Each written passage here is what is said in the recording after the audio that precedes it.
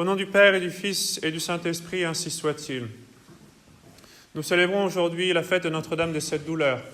Notre-Dame, bien entendu, a souffert tout au long de sa vie, mais la tradition catholique a gardé surtout en mémoire 7 événements particulièrement douloureux pour Notre-Dame. Et ce sont ces 7 événements, ces 7 douleurs que je voudrais méditer avec vous ce matin. La première de ces douleurs, c'est la prophétie de Siméon. Alors que Notre-Dame arrive avec Saint Joseph au temple pour présenter l'enfant Jésus, à ce moment-là, ce vieillard vient inspiré du Saint-Esprit. Il prend l'enfant Jésus dans ses bras et ensuite il fait cette annonce terrible pour Notre-Dame, annonce de la passion et annonce pour elle de la compassion, en lui disant « Voici que cet enfant est établi pour la ruine et pour la résurrection d'un grand nombre en Israël, et comme un signe qui excitera la contradiction. Et à vous-même, un glaive vous percera l'âme, afin que les pensées de cœur nombreux soient dévoilées. » À nous, notre Seigneur cache les croix. On ne le sait pas à l'avance. On ne sait pas 3 ans à l'avance qu'on aura un accident de voiture. On ne sait pas même quelques secondes avant. Et heureusement, imaginez le tourment que vous enduriez à savoir que vous devez aller à cet accident de voiture et que vous n'avez pas moyen de l'éviter. Vous en perdrez le sommeil. Eh bien, Notre-Dame, elle, n'a pas eu cette grâce, ou cette consolation, disons plutôt. Notre Seigneur lui a annoncé qu'elle aurait à souffrir, et qu'elle aurait à beaucoup souffrir au point d'avoir le cœur transpercé, l'âme transpercée par un glaive. Et donc cette souffrance de Notre-Dame, tout au long de sa vie, a été d'autant plus longue et douloureuse. Et il lui est dit qu'il y aura, bien sûr, le salut, c'est vrai, et ça elle le savait, elle l'avait appris le jour de l'Annonciation. Son Fils s'était incarné pour sauver, pour accomplir la rédemption. Mais elle apprend aussi que notre Seigneur sera contredit. Il sera contredit de toutes les manières, et elle va le vivre d'une façon assez marquante à partir de ce moment-là. Et elle apprend aussi la ruine d'un grand nombre qui lui est annoncée par Siméon. C'est-à-dire que malgré tout, malgré la bonté de notre Seigneur, malgré son incarnation, malgré ce salut qui va être accompli, malgré les souffrances qu'elle-même va devoir endurer, eh bien, beaucoup vont se ruiner, beaucoup vont gâcher tout cela.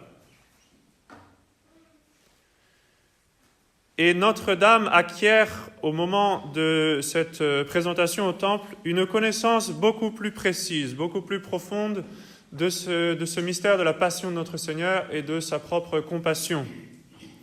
Les pères établissent un parallèle avec Abraham. Le prophète, le patriarche Abraham, avait reçu l'ordre de Dieu d'aller offrir son propre fils en sacrifice. Et vous savez comment le bon Dieu, au dernier moment, a remplacé son fils par un bélier. Mais pour Abraham, ça a été une épreuve terrible, parce qu'Abraham a dû marcher pendant plusieurs jours à la montagne qui lui avait été indiquée, accompagné de ce fils de la promesse, pour aller l'offrir en sacrifice. Imaginez pendant 3 jours toutes les pensées qui ont dû traverser la tête du pauvre Abraham. Et pourtant, il s'était résigné, c'était l'ordre du bon Dieu, il n'y avait rien à faire. Mais pour lui, ça a été 3 jours de souffrance terrible intérieurement. Eh bien, Notre-Dame n'a pas eu seulement 3 jours de souffrance de ce genre, mais 33 ans. Il lui était annoncé par, d'abord, Saint Gabriel le jour de l'Annonciation, mais plus clairement encore par le vieillard Siméon, que notre Seigneur serait contredit, qu'il serait rejeté et elle le savait par les prophéties de l'Ancien Testament aussi, qu'il devrait souffrir sa passion. Alors, toute sa vie, Notre-Dame n'a jamais pu échapper à cette pensée. Au matin, quand elle se réveillait, cette pensée lui revenait tout de suite. Le soir, en allant se coucher, elle ne pouvait pas l'oublier.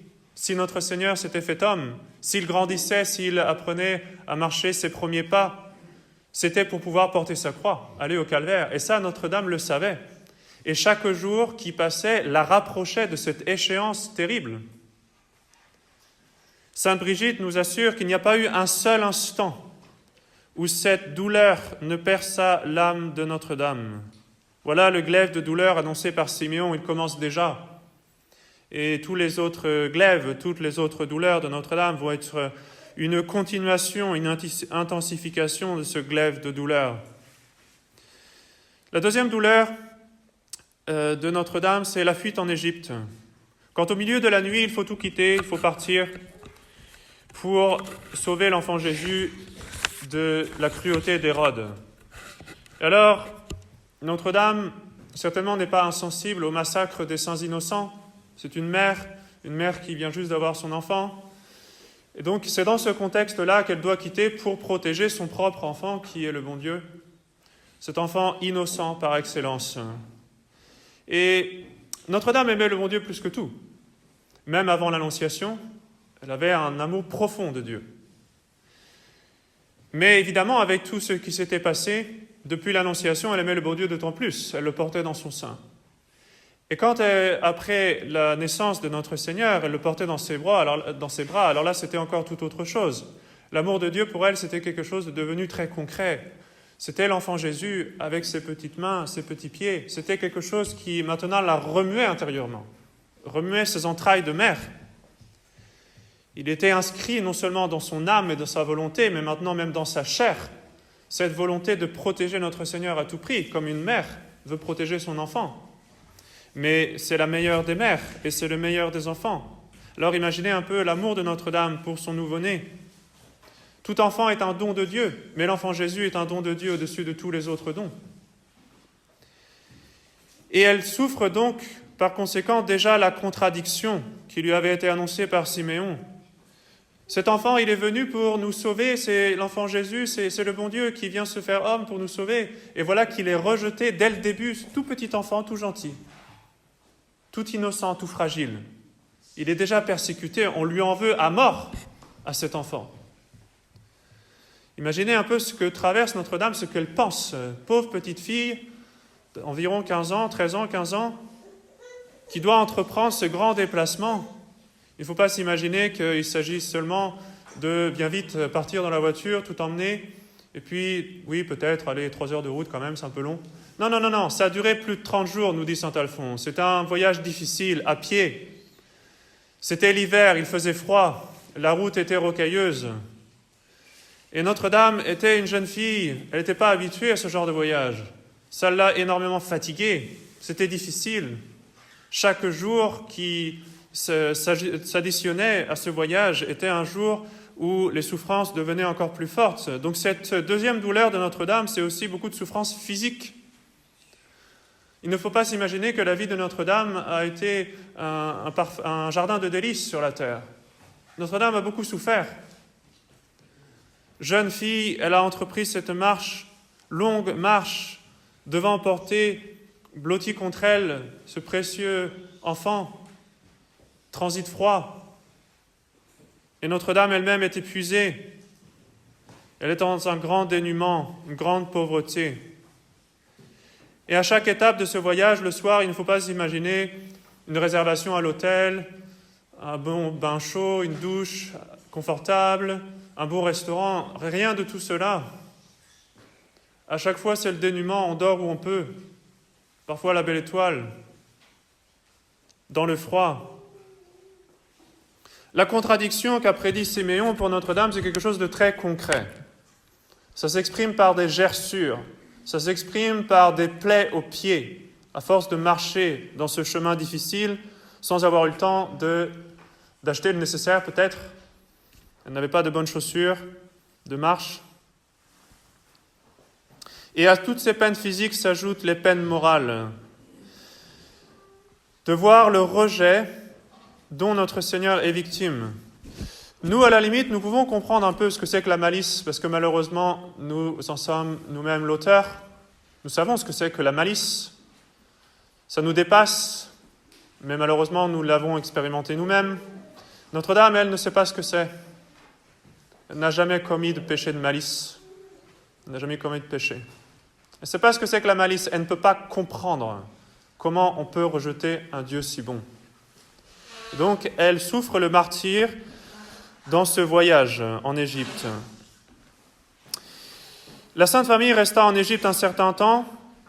Saint Bonaventure nous dit 7 ans. Ils restèrent là dans une grande pauvreté, inconnus, méprisés. Et saint Alphonse nous donne cette image très touchante. Il nous explique qu'ils étaient tellement dans le dénuement que parfois l'enfant Jésus avait faim. Imaginez ce petit enfant, tout innocent que la Sainte Vierge aimait plus que tout. À la voix de son petit enfant, Notre-Dame ne pouvait rien lui refuser. Et ce petit enfant lui dit « Maman, j'ai faim. Donnez-moi à manger, s'il vous plaît, j'ai faim. » Et la Sainte Vierge n'avait parfois rien à lui donner.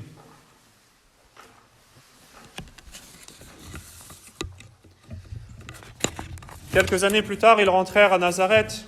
Et là aussi, le chemin du retour fut difficile. Le jeune enfant Jésus était trop grand maintenant pour être continuellement porté. C'était lourd pour les parents. Mais il était trop petit pour marcher lui-même tout le long du voyage. Alors lui aussi était épuisé de ce voyage et ils rentrèrent à Nazareth. La troisième douleur de Notre-Dame, c'est quelques années plus tard, la perte de Jésus au temple.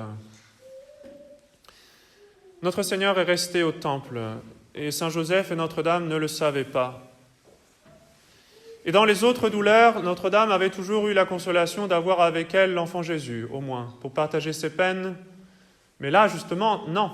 La peine elle-même, c'était d'avoir perdu l'enfant Jésus.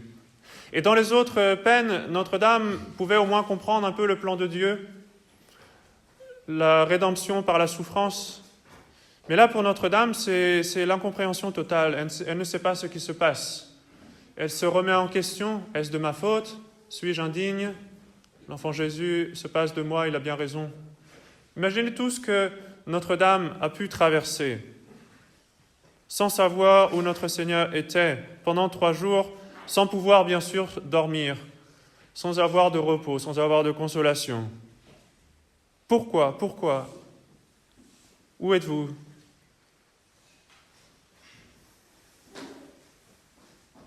Quatrième douleur de Notre-Dame, on avance beaucoup plus, c'est la rencontre de Notre-Dame lors du chemin de croix.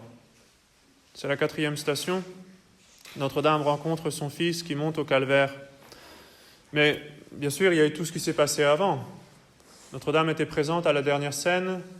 Les apôtres ne comprenaient pas trop ce qui se passait. Notre-Dame entendait bien la gravité avec laquelle notre Seigneur prononçait les paroles de la dernière scène. Elle voyait bien qu'il laissait épancher son cœur. Elle comprenait que la passion était imminente. Elle comprenait aussi qu'elle allait bientôt perdre son fils. Sainte Brigitte eut une révélation de la Sainte Vierge qui lui expliquait qu'à l'approche de la passion, ses yeux étaient toujours remplis de larmes, en songeant qu'elle allait bientôt perdre son fils bien-aimé. Et la Sainte Vierge lui dit aussi que souvent une sueur froide inondait ses membres, à la crainte justement de l'approche de cette passion. Et donc le soir du Jeudi Saint, évidemment, Notre-Dame n'a pas pu dormir. Saint Bonaventure nous le dit. Elle a souffert alors que son fils était emprisonné. Elle a dû ensuite suivre le déroulement de la Passion, tous ces jugements, cette flagellation terrible. Et alors, on approche du chemin de croix. Et saint Alphonse, à ce moment-là, imagine un peu les paroles de saint Jean à Notre-Dame pour l'encourager à venir, pour aller voir notre Seigneur sur le chemin de croix. Voici ce qu'il lui fait dire.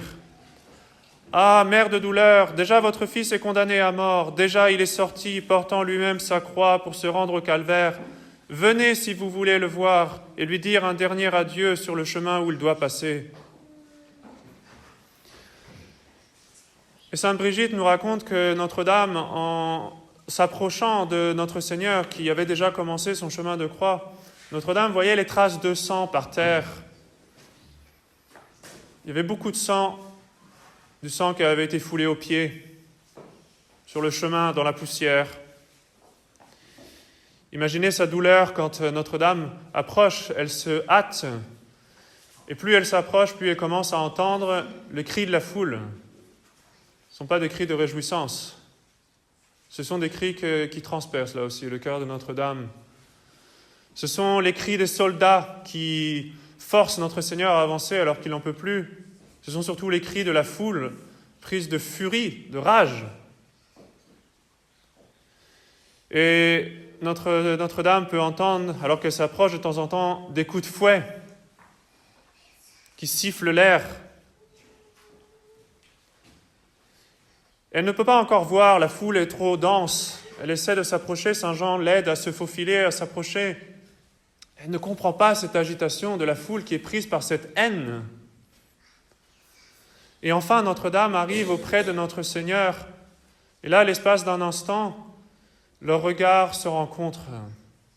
Et là, c'est toutes les douleurs de notre Seigneur qui passent dans le cœur de Notre-Dame et toutes les douleurs de Notre-Dame qui passent dans le cœur de notre Seigneur. Et Notre-Dame aurait bien voulu tout de suite courir vers lui, l'embrasser. Mais saint Alphonse nous dit qu'à ce moment-là, les soldats la repoussèrent en l'injuriant.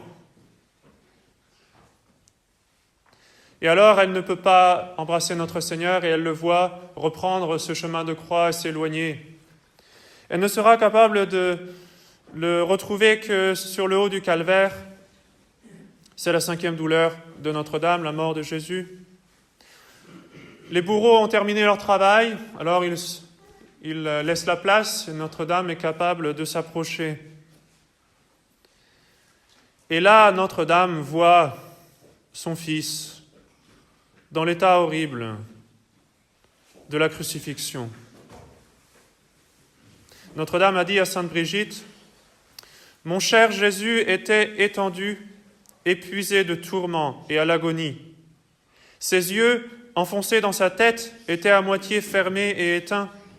Ses lèvres pendantes, sa bouche ouverte, ses joues décharnées et appliquées contre les dents, ses traits tirés, le nez amaigri, le visage triste. Sa tête retombait sur sa poitrine. Ses cheveux étaient noirs de sang. Son ventre rentrait dans les reins. Ses bras et ses jambes raides et glacés. Tout le reste de son corps couvert de plaies. Notre-Dame sent bien ce glaive de douleur s'enfoncer de plus en plus dans son cœur. Et elle s'offre en sacrifice avec son Fils. Elle offre son Fils avec cette force extraordinaire de Notre-Dame debout au pied de la croix. Et elle recueille avec soin les dernières paroles de notre Seigneur, ce testament qu'il lui laisse. Et on peut penser particulièrement à 2 paroles qui certainement l'ont beaucoup touché. D'abord, quand Notre-Dame a recommandé, a donné, Saint Jean, et par son entremise, nous tous, nous a donné à Notre-Dame comme enfant. Quel échange, nous dit Saint Bernard, quel échange! Elle perd ce Fils précieux, ce Fils bien-aimé, pour récupérer quoi à la place? Un pécheur qui va lui donner beaucoup de soucis, qu'il va falloir surveiller, qu'il va falloir bien souvent aller chercher par la main, tous ces pécheurs dont elle va devoir s'occuper. Mais Notre-Dame accepte ce don. Elle perd son Fils et elle retrouve les bourreaux à la place. Une autre parole qui certainement a beaucoup fait de peine à Notre-Dame, c'est quand notre Seigneur se plaint d'avoir été abandonné de son Père. Notre-Dame voyait bien que tout le monde avait rejeté notre Seigneur, elle entendait les cris et les moqueries. Mais au moins pouvait-elle se dire, au moins ce sacrifice était agréable à Dieu son Père, qui certainement doit le lui faire sentir, doit le récompenser peut-être. Mais elle entend ces paroles terribles de la bouche de son divin Fils. « Mon Dieu, pourquoi m'avez-vous abandonné ?» Notre-Dame comprend que son Fils est dans la désolation la plus totale, que même son Père l'a abandonné parce que notre Seigneur a pris sur lui tous nos péchés. Et c'est dans cet abandon total dans lequel est notre Seigneur qu'elle le voit expirer. Elle savait que ça allait arriver, mais le moment où ça arrive, évidemment, son cœur est transpercé. L'auteur de la vie, son Fils, à qui par l'opération du Saint-Esprit, elle a donné la vie, une vie si précieuse qu'elle a protégée, il n'est plus. Il expire. Et voilà le corps de notre Seigneur qui pend du haut de la croix, sans vie. Et quand on annonce à une mère la mort de son fils, toute mère est émue, même si c'était le pire des fils, même s'il s'agissait d'un fils ingrat, même s'il s'agissait d'un criminel, et même si ce criminel serait mort dans la perpétration d'un crime, une vraie mère serait quand même émue et se rappellerait surtout du bien, ou elle se rappellerait tout simplement que c'est son fils. Mais là, Notre-Dame voit le meilleur des fils mourir, un fils qui ne lui a jamais été désagréable, désobéissant, un fils qui ne lui a jamais été insolent, qui ne lui a jamais manqué de respect, un fils même qui la sauve elle-même. Et ce fils, il ne meurt pas dans un crime, il ne meurt pas pour avoir été un criminel, au contraire, il meurt pour la plus noble des causes, il meurt pour le salut de l'humanité. Et il meurt dans l'ingratitude la plus noire. Au moment où notre Seigneur meurt, elle peut entendre les scribes, les pharisiens, les princes des prêtres qui jubilent. Ça y est, il est mort. Toutes les douleurs de Notre-Dame sont renouvelées à ce moment. Et on ne lui laisse même pas le temps de faire son deuil. Quelques instants après, les soldats arrivent déjà. Il faut accélérer les choses, il se fait tard, vous comprenez. Alors il casse les jambes des deux larrons. Notre Seigneur, lui, il a l'air d'être déjà mort, mais bon, pour être sûr, vous comprenez, on va juste lui percer le cœur. On lance ce coup de lance qui est pour Notre-Dame le glaive de douleur prophétisé par Siméon. Notre Seigneur ne pouvait plus souffrir, mais Notre-Dame, elle, a son cœur en proie à cette transfixion. Et bien vite, on est déjà obligé de descendre le corps de la croix. On a obtenu la permission de Ponce Pilate pour protéger le corps sacré de notre Seigneur, bien vite, avant le sabbat. Et on lui remet ce corps sur ses genoux. Notre-Dame regarde la bouche ouverte du corps de notre Seigneur. Elle essaie de croiser le regard avec son Fils. Et les yeux de notre Seigneur sont éteints. Ces yeux ce regard qu'elle avait croisé sur le chemin de la croix, ce regard maintenant est sans vie.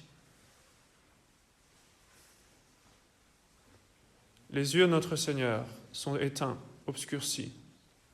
Notre-Dame peut voir tous les membres du corps de notre Seigneur complètement déchirés. Elle peut à bien des endroits même voir les os. C'est à ce point-là. Elle enlève bien délicatement la couronne d'épines, et là aussi elle est capable de voir la profondeur de ces plaies causées par les épines à cette tête sacrée de notre Seigneur. Elle voit les mains, la barbarie avec laquelle elles ont été clouées, les pieds, et le côté toujours avec cette plaie béante. Voilà dans quel état son Fils lui est rendu. Elle en a bien pris soin.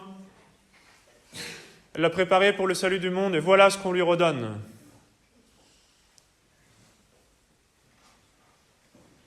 La 7e douleur de Notre-Dame, c'est la mise au tombeau. Et au sujet de cette douleur, je voudrais vous lire un passage de saint Alphonse qui est magnifique, où il nous résume un peu cela. Voici ce qu'il nous dit.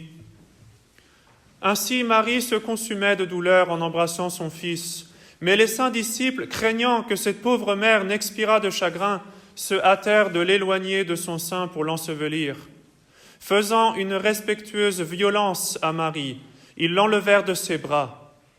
Puis, l'embaumant avec des aromates, ils l'enveloppèrent dans un linceul, où le Seigneur laissa au monde l'impression de son visage, comme on le voit aujourd'hui à Turin. On le conduit au tombeau, le triste cortège s'avance, les disciples portent le corps sur les épaules. Un groupe d'anges venus du ciel l'accompagne, les saintes femmes se placent à la suite, et au milieu d'elles, la mère de douleur marche au lieu de la sépulture. Arrivée à ce lieu, combien Marie s'y serait volontiers ensevelie, vivant, avec son Fils. Mais, comme telle n'était point la volonté divine, elle accompagna seulement le corps sacré de Jésus au sépulcre, où, au rapport de Baronius, on déposa les clous et la couronne d'épines. Au moment d'élever la pierre pour clore le sépulcre, les disciples du Sauveur durent se tourner vers Marie et lui dire « Courage, ô notre mère, nous allons fermer le tombeau. Prenez patience, jetez-y un dernier regard et dites adieu à votre fils. » Ainsi, ô mon fils bien-aimé, aura répondu la mère de douleur, je ne vous reverrai plus. Permettez donc, pour la dernière fois que je vous contemple, recevez le dernier adieu de votre tendre mère, et recevez mon cœur que je laisse enseveli avec vous. Enfin, les disciples prirent la pierre et enfermèrent dans le saint sépulcre le corps de Jésus, trésor tel qu'il n'y en a point de plus grand dans le ciel ni sur la terre. Quand notre Seigneur est mort, son corps et son âme étaient séparés. Notre Seigneur est resté sans vie. Et Notre-Dame était vivante, c'est vrai, mais elle était comme morte. C'est comme si son âme s'était séparée de son corps. Ce glaive de douleur qui avait transpercé son cœur en avait fait une plaie béante. Il ne faut pas s'imaginer que Notre-Dame est capable ensuite de laisser le tombeau, de rentrer chez elle, faire sa cuisine, son ménage, manger et aller dormir. Notre-Dame est laissée dans cet état, comme crucifiée, transpercée. Et elle ne peut pas comprendre. D'un côté, elle voit l'amour du bon Dieu et tout ce que notre Seigneur a fait, et de l'autre côté, l'ingratitude des hommes. Elle ne peut pas comprendre cette malice et tant de bonté de la part du bon Dieu. Elle ne peut pas comprendre, elle ne peut pas penser à autre chose, elle ne peut pas oublier. Elle est inconsolable, elle est inconsolée. Son cœur est une plaie béante. Et elle va devoir rester dans cet état de souffrance inconsolable jusqu'à la résurrection. Là aussi, ça va durer longtemps. Cette perte qu'elle avait soufferte un peu plus tôt, c'était seulement une répétition, pour ainsi dire. Et maintenant, c'était la réalité. Sainte Thérèse d'Avila a reçu à ce sujet une lumière. Elle nous dit « Un jour que je venais de recevoir notre Seigneur dans la Sainte Communion, il me dit qu'aussitôt après sa résurrection, il avait visité Notre-Dame, parce qu'elle en avait le plus besoin, que la douleur qui avait transpercé son âme ne lui permit pas tout d'abord de goûter pleinement la joie qu'il lui apportait, et qu'il était resté longtemps avec elle. Le dimanche de Pâques au matin, Notre-Dame est encore sous le choc. Il lui faut beaucoup de temps. Et même notre Seigneur met du temps à la consoler pour arriver à refermer cette plaie qu'avait ouvert ce glaive de douleur. Notre-Dame n'est pas capable d'oublier tout d'un coup comme ça tout ce qu'elle a souffert et tout ce que notre Seigneur a souffert. Alors son Fils reste un certain temps avec elle pour l'aider à se consoler et à goûter à la joie de la résurrection. Voilà tout ce que Notre-Dame a souffert pour nous, pour notre salut.